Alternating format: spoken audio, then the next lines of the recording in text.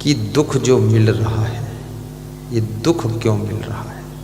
जब हम सुख ढूंढ रहे हैं और सुख चाहते हैं तो ये दुख क्यों आ जाता है? ये दुख के आने का कारण क्या है? कितना ही सुख ढूंढो, कितना ही स्वास्थ्य को ढूंढो, लेकिन जब तक बीमारी का पता नहीं लगाओगे कि बीमारी क्यों आती है, कैसे आती है, कब आती है, बीमारी का कारण क्या है, तब तक तुम स्वस्थ नहीं हो सकते हो। बीमारी के आने के कारण को मिटा दिया जाए तो बीमारी जब नहीं आएगी तो स्वस्थ तुम आराम से हो जाओगे। स्वस्थ रहने के लिए कोई मेहनत नहीं करना पड़ेगा, क्योंकि बीमारी का ना होना ही स्वस्थ होना है, दुख का ना होना ही सुखी होना है।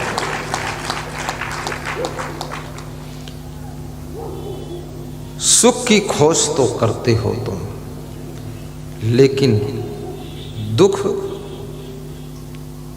क्यों आ रहा है? दुख कौन भेज रहा है? किस कारण से हम दुखी हो रहे हैं, इसकी भी खोज करो और उस कारण को मिटाओ। कितनी लड़कियां शादी से पहले बहुत खुश थीं, उछलती थीं, कूदती थीं, फुदकती थीं, खेल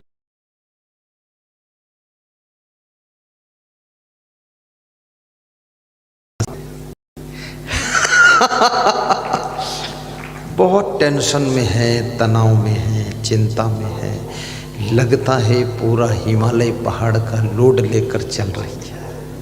हाँ, बहुत ज़्यादा भारी भरकम। अब ये इतना असमंजस कहाँ से आ गया? फिर विचारक ये भी कहते हैं,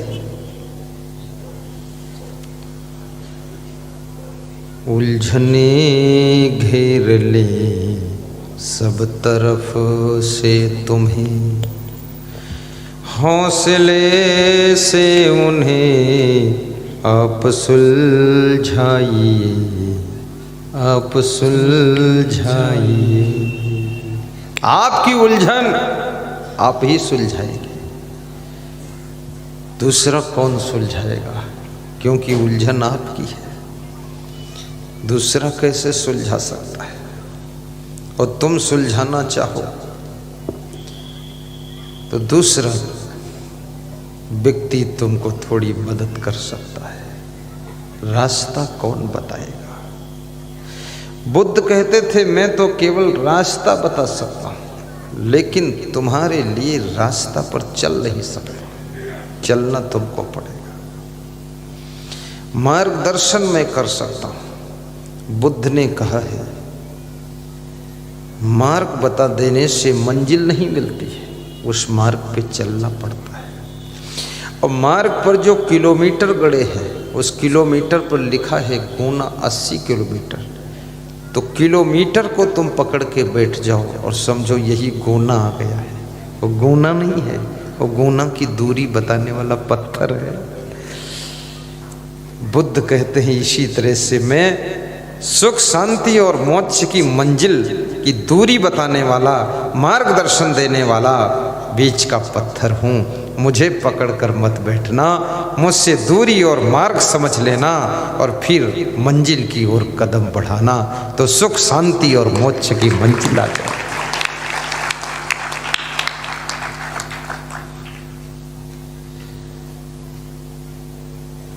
दुख सुख बड़ी विचित्र है।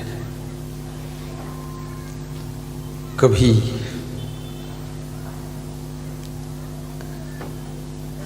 आपका धन खो गया, तुम दुखी हो जाते हो। 10 लाख रुपए खो गए, तुम दुखी हो जाते हो। लेकिन याद करना,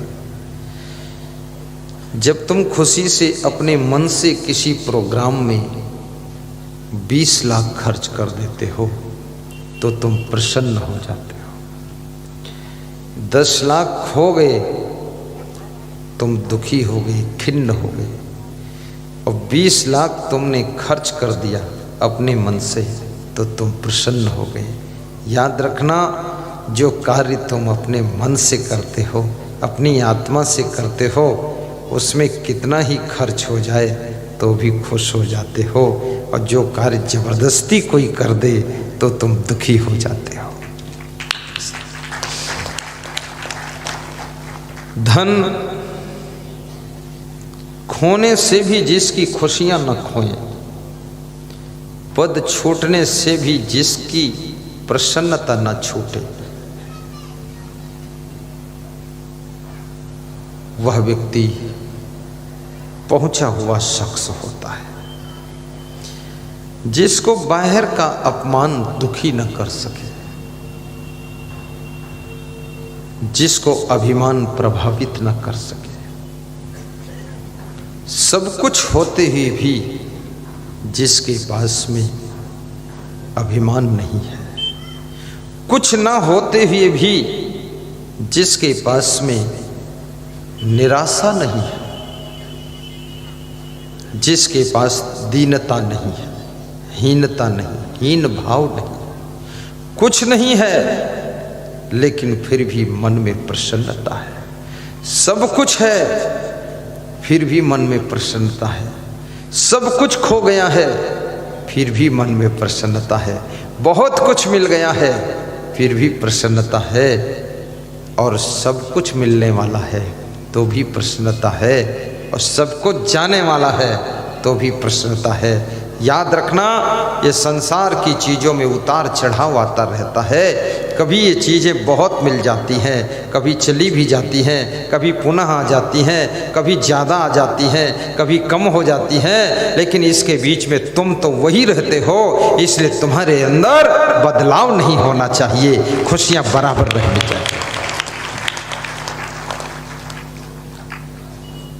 तुमने बहुत अच्छा मकान बनाया है, लेकिन भूकंप ने गिरा दिया 1 मिनट के झटके में।